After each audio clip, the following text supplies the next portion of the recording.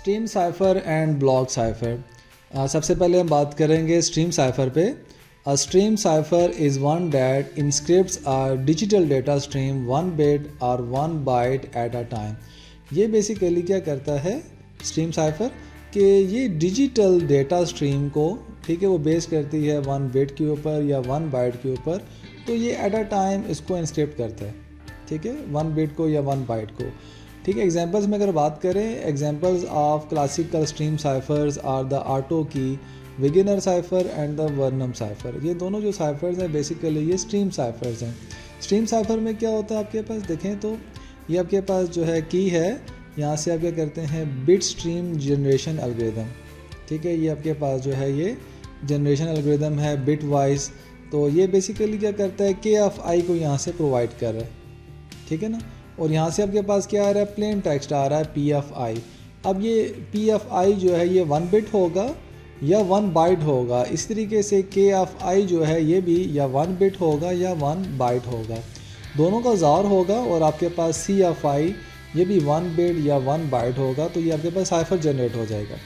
इस तरीके से रिसीवर साइड के ऊपर ये दोबारा से फिर आप के एफ आई को ज़ार करेंगे, ठीक है, ये भी आपके पास 1 बिट या 1 बाइट होगा। और इस तरीके से आपका सी एफ आई ये भी 1 बिट या 1 बाइट होगा। दोनों का ज़ार होने के बाद आप प्लेन टेक्स्ट को रिकवर कर लेंगे, ठीक है। अब 1 बाइट के अंदर क्या होते हैं, एट अ टाइम आप 8 बिट्स को अगर डील करते हैं तो हम कहते हैं 8 बाइट्स, ठीक है जी।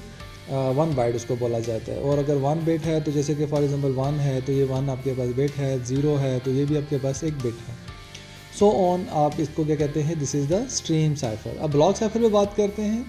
अ block cipher is one in which a block of plain text is treated as a whole are used to produce a cipher text block of equal length. Block cipher में क्या होता है कि ब्लॉक ऑफ प्लेन टेक्स्ट, इसमें आप क्या करते हैं, इसको ट्रीट करते हैं हैज़ अ वोल, ठीक है। अब उसको वोल ट्रीट करते हैं और उससे प्रोड्यूस करते हैं a cipher text block of equal length. Equal length का आप साइफर टेक्स्ट प्रोड्यूस करते हैं। जितना आपके पास प्लेन टेक्स्ट की लेंथ होगी इतना ही आपके पास साइफर टेक्स्ट की भी लेंथ होगी। Typically a block size of 64 और 1 to 8 बिट्स इज़ यूज्ड।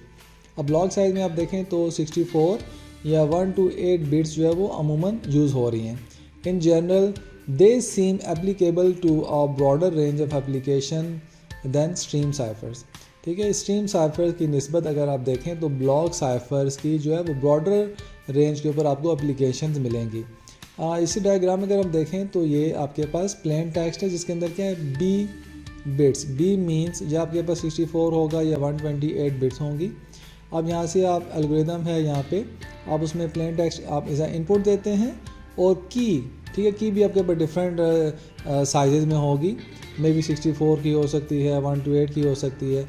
अब इन दोनों का आप क्या कर रहे हैं, ज़ार कर रहे हैं फॉर एग्जांपल, और ज़ार करने के बाद आप जो है वो साइफर टेक्स्ट जनरेट कर लेते हैं।